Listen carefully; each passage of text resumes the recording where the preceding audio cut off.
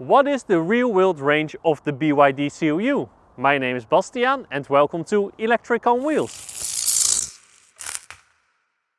Yes, the BYD Seal U, a car that has nothing to do, apart from its name, with the regular Seal because it does not even stand on the same platform. But anyway, it is time for a range test with the BYD Seal U with the 87 kWh battery pack. So that means a WLTP range of 500 kilometers. Will I reach that? I don't know. Probably not, because it is winter-ish. It is between 5 and 10 degrees Celsius. It's getting cold. It is getting winter. So no, I will probably not do the WLTP range today. But let's see what I will get. What is a huge benefit though is that there is barely any wind during this test because it has a drag coefficient of 0.32, which is not that great. How will I do the test then? Well, I will do one range test at 100 kilometers per hour, and during that test I also calculate how much energy I can get out of the battery. Then I will do a consumption run at 90 kilometers per hour to simulate those mixed driving conditions, and one at 130 kilometers per hour. Take how much energy I can get out of the battery, the consumption at 90 and 130 kilometers per hour, and boom, you can calculate the range at those speeds.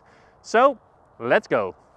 It's always fun that when you are speaking for like 5 minutes and after 5 minutes your action cam turns off.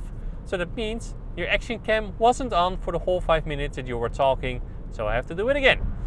Anyway, I am currently doing my 100 kilometers per hour test. As you can see, it is dark. During my 90 and 130 kilometers per hour test, it is day, because I am doing the tests on a different day, which doesn't matter, or doesn't matter a whole lot, a little bit, because there is a temperature difference. But what is important is that the wind is the same. That means there is barely any wind.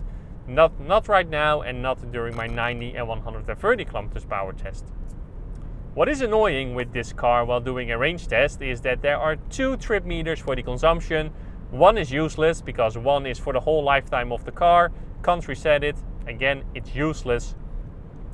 And the other one is for the last 50 kilometers. I mean, who thinks of these things? Who designs them? You can only find these things in Chinese cars, and I really don't get it. Just give me a normal trip meter that I can reset anytime, and it would be so much easier. And well, like, every car has this. Why don't Chinese cars have this basic functionality? I don't get it. Why are you doing this, Chinese car makers? Why? So that means I can only see my consumption for the last 50 kilometers. So that means that every 50 kilometers that I am driving, I have to write down my consumption, and then I can calculate my average consumption. Yeah. I don't get it, man. I really don't get it. That also means that I have to drive 50 kilometers or 100 or 150, but I can't stop in between. I have to drive a multiple of 50. Again, it's crazy work. But anyway, I am doing my test. It seems like right now that I will end up with a range of around 400 kilometers, which is, well, not the best because it has a 87 kilowatt hour battery pack. This car is thirsty on higher speeds, and that is because it has a drag coefficient of 0.32, which is not good at all. It is quiet though, it is comfortable, but it is also very prone to wind. When I had tailwind, the consumption was around 21.5 kilowatt hours per 100 kilometers. I now have, that way I had headwind, not tailwind, headwind. Then the consumption was around 21.5 kilowatt hours per 100 kilometers. I'm now driving east, I have tailwind, and the consumption is less. It is hovering at around 20 to 19. 19 to 20, that's better, yeah. So yeah, that's it. I will keep on going until I have driven 150 kilometers. Should be enough to calculate the range and the amount of energy I can get out of the battery. But first you will see my 90 test and 130 test. I am now doing my second 50 kilometers for the 90 kilometers per hour consumption run, because the trip meter only works with the last 50 kilometers for some reason. But I expect that my consumption this second run will be the same as the first one because there's barely any wind. So that means around 17.3 kilowatt hours per 100 kilometers. And if that is the case, it's not that bad for such a big car. Of course, I would have liked it to be more efficient. I want the most efficient car ever in any car. But again, 17.3 for such a big car, not terrible, not terrible.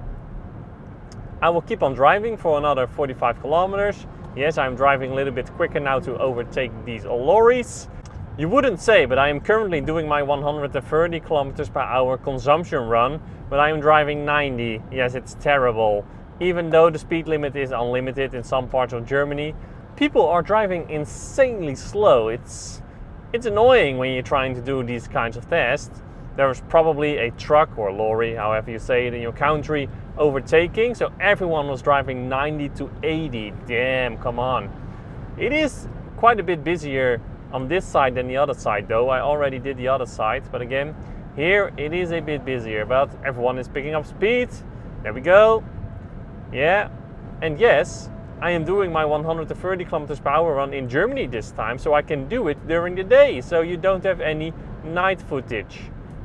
Well, that's not exactly the reason why I do it. It's because I have time now, so why not? Why not?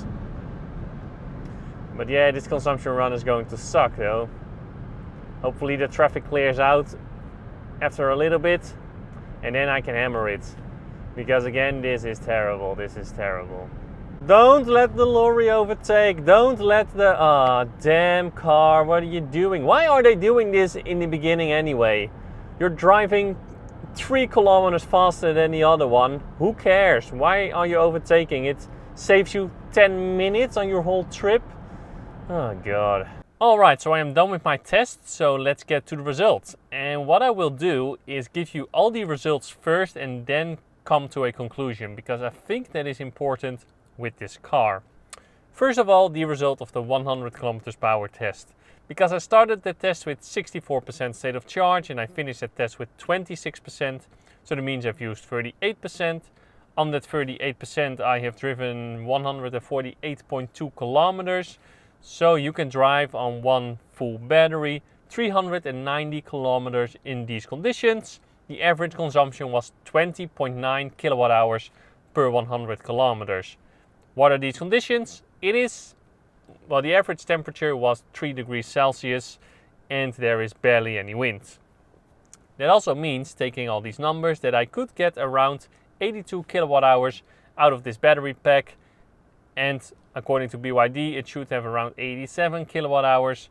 I'm not sure if that is nominal capacity or usable capacity, to be honest, but I get around 82 kilowatt hours out of the battery during this test. Then the result of the 90 test, and during that test it was around 9 degrees Celsius and barely any wind. During that test I got an average consumption of 17.3 kilowatt hours per 100 kilometers, so that means you can drive 473 kilometers on one full battery. And then the result of the 130 kilometers per hour test, again, same temperature, 9 degrees Celsius, barely any wind, an average consumption of 29.3 kilowatt hours per 100 kilometers, so that means a range of 280 kilometers. So yeah, this is a huge difference. The WLTP range of this car, the version that I am driving with the 87 kilowatt hour battery pack, is 500 kilometers. Keep that in mind. So during my 90 test, a simulation for when driving on mixed roads, I get a range of 473 kilometers, which is close to the WLTP range. So yes, in summer, I think you can do the WLTP range of this car, probably even more. And I've seen this before on BYDs, the Auto 3 for example. On a low speed it is all very promising, the cars can be efficient.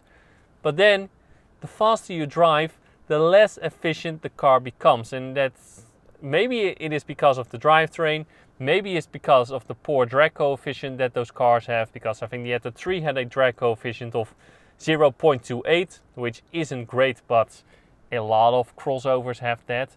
But this car has a drag coefficient of 0.32, and that is a lot. So that means the faster you go, the more wind resistance that you will have, the higher the consumption is.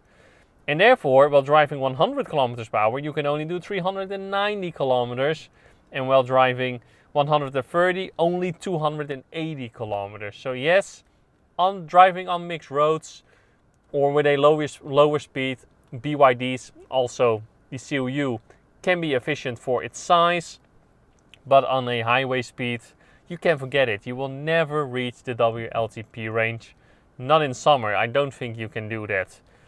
But bottom line, I think that a Kia EV6, for example, or the MEB cars are still more efficient than these BYDs. It's not terrible at low speed. When you get to a higher speed, it gets not that great. But on a low speed, even on a low speed, I think that an MEB car or the Kia or Hyundai will be a bit more efficient than this Seal U. So yeah, that is the conclusion. It all feels very promising. You can see the potential there, but when going with a higher speed, it all drops down. It all drops down. And that was it actually. That was the conclusion. Thank you a lot for watching. Don't forget to like, comment and subscribe. And then as always, to be continued.